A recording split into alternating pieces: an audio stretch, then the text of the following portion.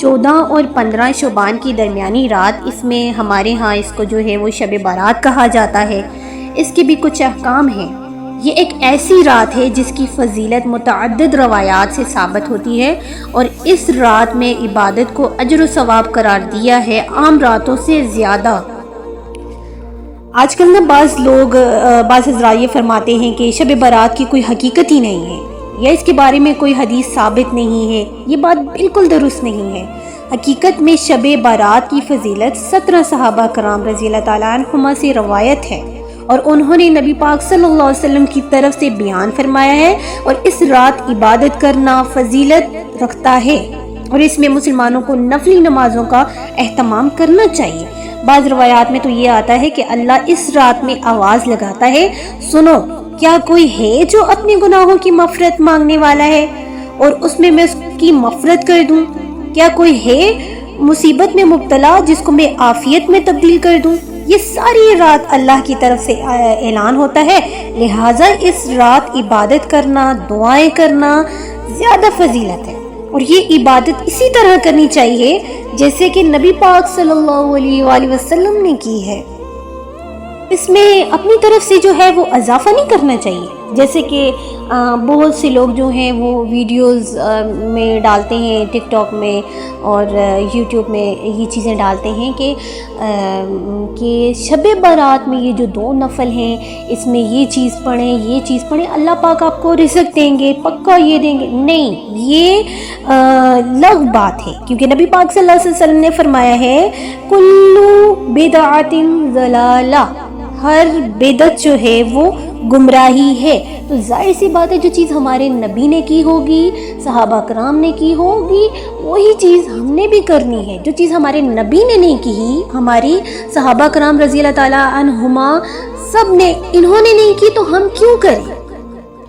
جیسے کہ حدیث میں ہے کہ کل بدعت ضلالہ، ہر نئی بات جو انسان دین میں پیدا کرتا ہے وہ گمراہی ہے۔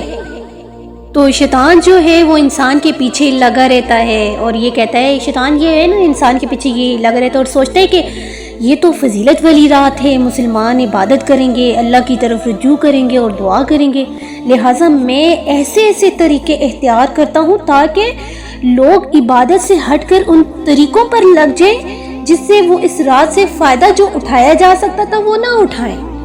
شیطان بہت بڑا حبیث ہے۔ دوسرا یہ کہ بعض لوگ جو ہیں نا، وہ اس دن شب برات کے دن وہ یہ سمجھتے ہیں کہ حلوہ پکانا یعنی فرض ہے، فرض سمجھتے ہیں، نماز پڑھو یا نہ پڑھو، حلوہ ضرور بنانا ہے، اور جس سے اگر حلوہ نہ بنائے تو وہ کہتے ہیں یہ تو وہابی ہے، یہ تو بخیل ہے، یہ تو کنجوس ہے، ٹھیک ہے۔ تو آگے سے جواب میں کیا کہا جاتا ہے، کیا حلوہ بنانا جو ہے وہ ہے تو حلال ہے، کھانا حلال ہے، پھر کیوں نہ بنائے؟ بھائی آپ بناؤ آپ، لیکن آپ شب برات کو خاص تو مت کرو، اور دن بنا لو، سارے دنوں میں بناؤ، لیکن اس دن خاص کر کے بنانا۔ کیا شب برات ہے؟ یہ تو وقت کو ضائع کرنا ہے۔ جس وقت میں آپ اللہ کی عبادت کر سکتے ہو، اللہ سے مانگ سکتے ہو، استغفار کر سکتے ہو، اس وقت کو آپ اس چیز میں ضائع کر رہے ہو۔ تو یہ شیطان نے ایک شگوفہ چھوڑا ہے۔ دوسرا طریقہ شیطان نے یہ چھوڑا ہے کہ شب برات میں آتش بازی ہونی چاہیے۔ آج کل کتنے لوگ ہیں شب برات کے دن جو ہے بس فائرنگ کر رہے ہیں اور آتش بازی کر رہے ہیں، اور اتنے لوگوں کی جان بھی جا رہی ہے۔ کراچی تو اس بات کا گواہ ہے، ان کی ہلاکتوں کا گواہ ہے، پھر بھی یہ بات کہی جا رہی ہے۔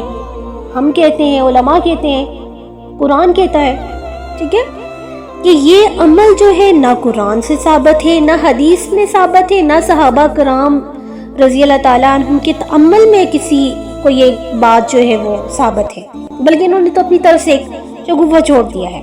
بلکہ اس رات اللہ تعالیٰ فرماتے ہیں کہ مغفرت مانگنے والوں سے کہتے ہیں کہ آپ مجھ سے معافی مانگو، میری عبادت کرو، اور میں آپ کی مغفرت کر دوں۔